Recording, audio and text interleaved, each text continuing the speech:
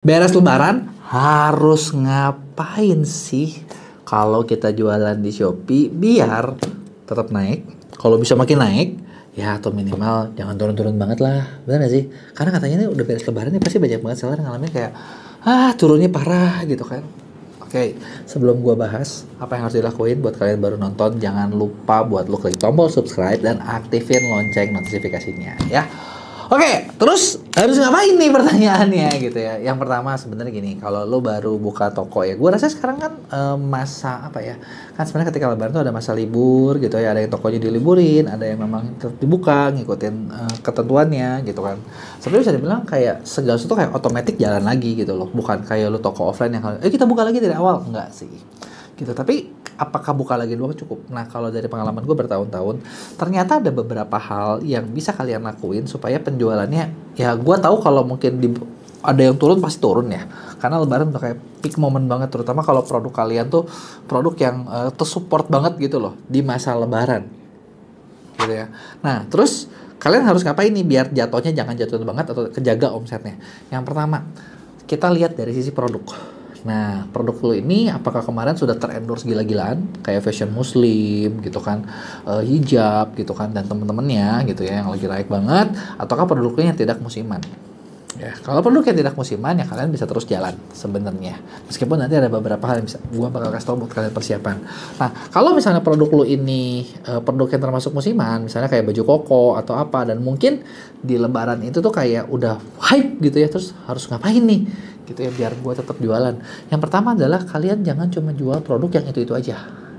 Apalagi kayak gini loh guys, bayangin ya, orang juga tahu nih ketika lagi lebaran, oke lu jual baju, ada yang harganya jadi naik, ada yang harganya mungkin jadi turun, terus jangan sampai kesannya itu adalah barang yang kalian jual setelah beres lebaran itu adalah barang sisa. Kenapa? Karena kalau image-nya udah barang sisa, ya lu harus buang kasih diskon yang makin gede baru dibeli. Ya karena kan kata orang ya ngapain lagi gitu loh, gue beli barang yang udah nggak dipakai, udah nggak se-value tinggi kemarin dong gitu ya. Ini yang pertama. Nah yang kedua bisa juga kalian siapin. Jadi dari sisi produk nih, kalian siapin mungkin ada beberapa produk baru yang kita testing. Produk baru ini bukan berarti, gue tahu ya banyak yang jualan beres lebaran itu kayak penjahitnya masih liburan gitu ya, ininya belum siap, produksinya masih pokoknya masih kacau balau. Ya kalau bisa maksud gue lu bikin beberapa barang baru yang stoknya nggak usah banyak tapi minimal bisa gitu loh, bisa buat ibaratnya bisa dijual dulu barang-barang yang mungkin lu belum jual. Karena dengan ada barang yang baru itu bikin sesuatu orang tuh kayak oke, gitu ya. Ada nih barang baru, oke deh gue coba lihat apa ya, beda nggak gitu. Dan elemennya jangan elemen lebaran lagi, elemen yang new season gitu, bikin mempersiapkan new season. Biasanya sih kalau kayak brand gede itu mereka udah nyiapin kan kayak seasonnya sampai lebaran, dan mereka udah ketika lebaran mereka udah nyiapin nih season baru supaya beres dari itu nggak kerasa. Nah ini yang harus kita bikin ya. Kalau misalnya barangnya seasonal, kalau yang nggak seasonal lo bisa mulai jual lagi aja gitu sebenarnya, meskipun pasti nggak seoptimal yang biasa. Yang kedua adalah berarti kalau dari sini kedua ya pasti kita ngomongin produk, kedua berarti strategi e-commerce kalian harus cek SKU kalian apakah masih elemen lebarannya berasa banget. Normalin dulu nih gitu loh, jangan sampai, inget ya, image barang sisa itu tidak baik. Jadi lu perbaiki dulu SKU lu dari gambarnya, dari deskripsinya. Kalau judul jangan dirubah karena judul dirubah itu gitu ya, merusak algoritma secara keseluruhan. Nah, terus yang ketiga adalah berarti kita ngomong tentang traffic. Ya kan, traffic itu gimana sih? Nah, sekarang gini, kalian lihat setelah ini kalian trafficnya dari mana? Apakah dari live? Apakah dari iklan? Ataukah dari live, iklan, ataukah misalnya lu dari afiliator gitu ya? Traffic kalian tuh utamanya dari mana? Nah, fitur-fitur traffic inilah yang perlu kalian gas lagi. Kalau live, ya udah dulu kemarin lu mungkin live-nya sekarang 18 jam, 20 jam.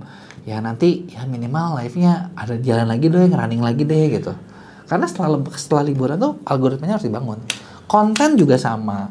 Afiliator. Nah, afiliator kalian gue tahu pasti banyak yang masih loyo, diperhatiin mana yang semangat. Nah, kita kerjasama lah yang mereka yang semangat. Kalau yang masih liburan dan euforia, ya udah nggak bisa diapa-apain.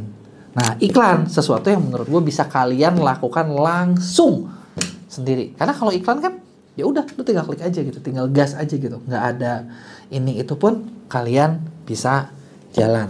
gitu ya. Jadi, nah itu dia nih beberapa hal yang bisa kalian lakuin setelah Lebaran. Gitu ya. Ini adalah beberapa hal yang biasa kita lakuin nih ya.